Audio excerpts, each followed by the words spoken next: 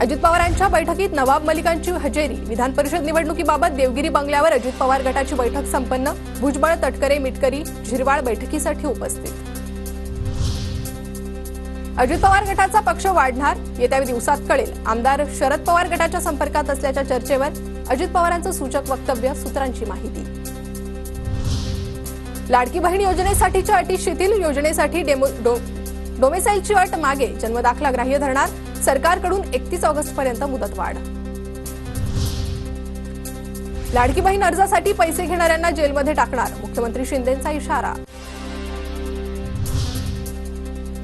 ज्यांना सख्खा भाऊ कळला नाही ते लाडकी बहीण योजनेवर बोलतात। विधानसभेतून मुख्यमंत्री शिंदेंचा नाव न घेता उद्धव ठाकरेंवर निशाणा। लाडकी बहीण योजनेला 46,000 कोटींची गरज, पण प्रत्यक्षात 10,000 कोटींचा खर्च करणार, रोहित पवारांचा आरोप।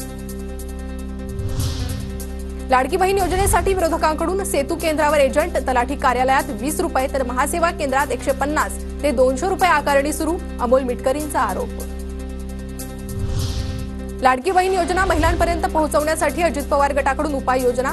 बारामतीमधील शहर कार्यालयात योजनेचे अर्ज भरण्यासाठी महिलांची गर्दी। प्रसाद लाड, अंबादास दानवे शिवीगाळ प्रकरणी दानवेंचं 5 दिवसांसाठी निलंबन। विधान परिषदेत विरोधकांचा गोंधळ, विरोधकांच्या चर्चेच्या मागणीवर फडणवीस संतप्त। अंबादास दानवेंकडून आई बहिणीवरून शिवीगाळ, ठाकरेंना मान्य आहे का? प्रसाद लाड यांचा सवाल।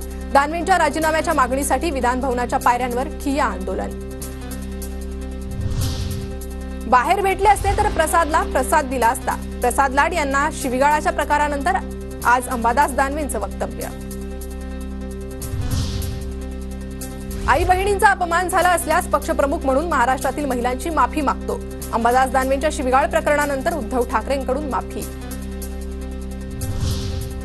प्रस्ताव आल्यास त्यावर चर्चा करणं आवश्यक, षडयंत्र रचून विरोधी पक्षनेत्याला निलंबित केलं। अंबादास दानवेंच्या निलंबनानंतर ठाकरेंची टीका।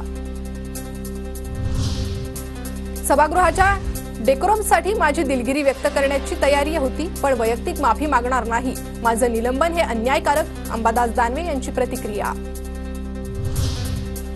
सिन्नरमधील स्वाभिमानीच्या मेळाव्यात राजू शेट्टींचे 2 ठराव। 40 रुपयांच्या आत दुधाला 1 पैसाही कमी घेणार नाही, तर भेसळखोरांवर कारवाई करणार, तर मंत्र्यांना दुधाने अंघोळ घालू, राजू शेट्टींचं वक्तव्य। दुधाला 40 रुपये हमी भाव द्यावा, नाहीतर सोमवारपासून राज्यभर तीव्र आंदोलन, राजू शेट्टींचा आक्रमक पवित्रा। मुंबईचं दूध रोखण्याचाही निर्णय घेणार असल्याचा इशारा। संभाजी भिडेंच्या वादग्रस्त वक्तव्याविरोधात शरद पवार गट आणि काँग्रेस आक्रमक। शरद पवार गट आणि काँग्रेस आज पुण्याच्या बालगंधर्व चौकात आंदोलन करणार। संत ज्ञानोबांची पालखी 2 दिवस सासवडमध्ये मुक्कामी। सासवडमध्ये दर्शनासाठी सकाळपासूनच भाविकांची गर्दी।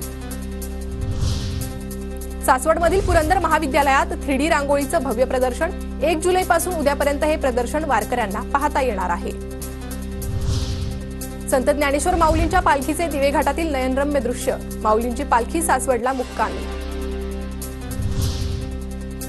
परळीतील 2 दिवसांच्या मुक्कामानंतर श्री संत गजानन महाराजांची पालखी अंबाजोगाईच्या दिशेने मार्गस्थ। पालखीचं ठिकठिकाणी जल्लोषात स्वागत।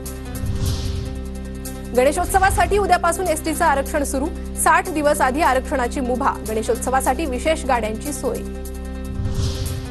मुंबई महापालिका शाळांमध्ये आतापर्यंत 373 शिक्षकांच्या नेमणुका।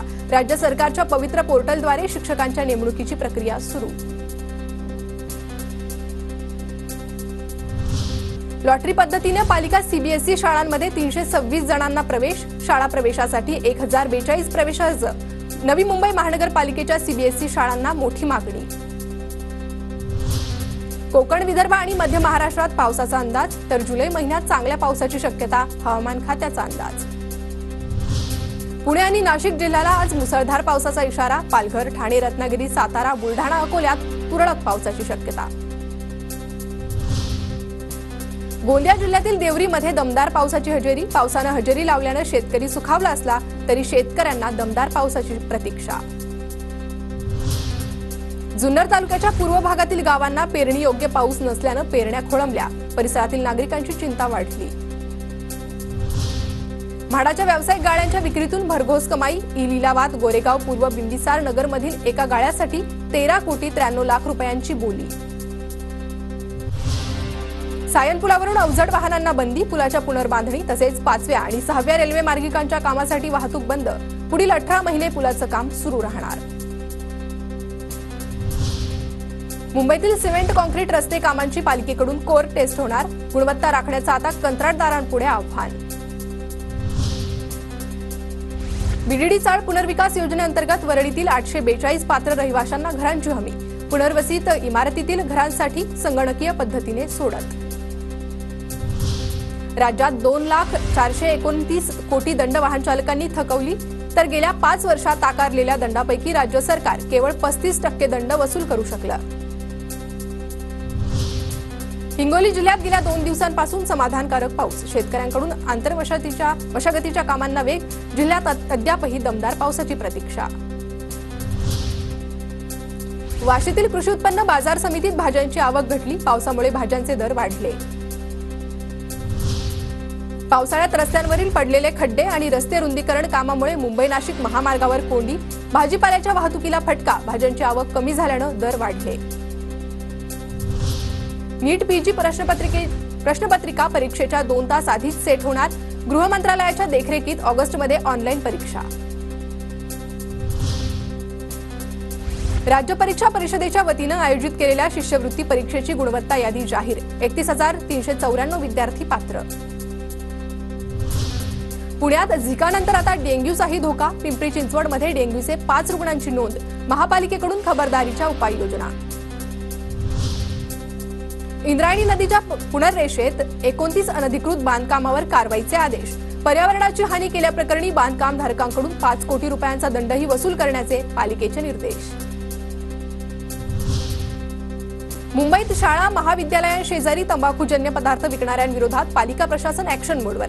4 दुकानं निष्कासित करत 93 किलो तंबाखूजन्य पदार्थ जप्त. नाशिकमधील ट्रान्सपोर्ट असोसिएशनचं उद्या काम बंद आंदोलन. असोसिएशनकडून जिल्हाधिकारी कार्यालयावर मोर्चा काढला जाणार. पुणे जिल्ह्यातील 8 तालुक्यांमधील पर्यटन स्थळांवर जमावबंदीचे आदेश. मावळ, मुळशी, हवेली, आंबेगाव, खेड, जुन्नर, भोर आणि वेल्ह्यातील पर्यटन स्थळांवर बंदी. पुणे जिल्हाधिकाऱ्यांचे आदेश. गोंदियामधील नवेगाव नागझिरा व्याघ्र प्रकल्पातील पर्यटनास 30 सप्टेंबरपर्यंत बंदी. पावसाळा असल्यानं व्याघ्र प्रकल्पातील पर्यटन 3 महिने बंद राहणार.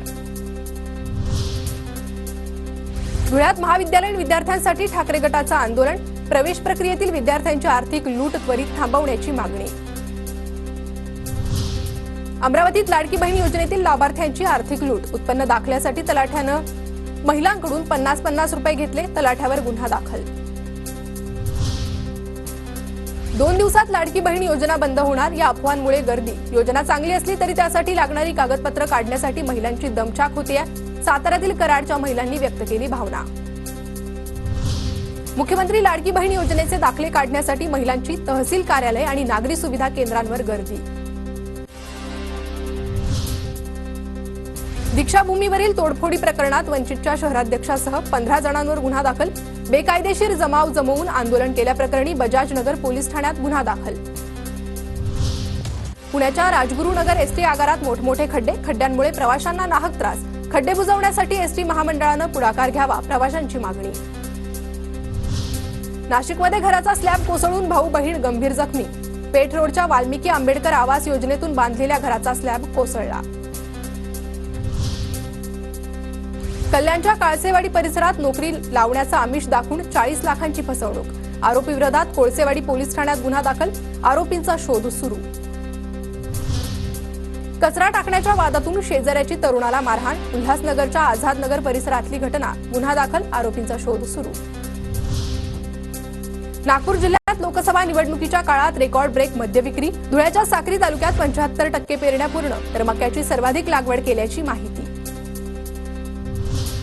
धुळे कृषी उत्पन्न बाजार समितीत 46,000 क्विंटल कांद्याची आवक. दरात वाढ झाल्यानं शेतकऱ्यांमध्ये समाधान. ग्राहकांना मात्र फटका. भंडाऱ्यातील धान घोटाळ्यात आमदाराच्या भावाला 4 जुलैपर्यंत पोलीस कोठडी. 6 आरोपींची न्यायालयीन कोठडीत रवानगी.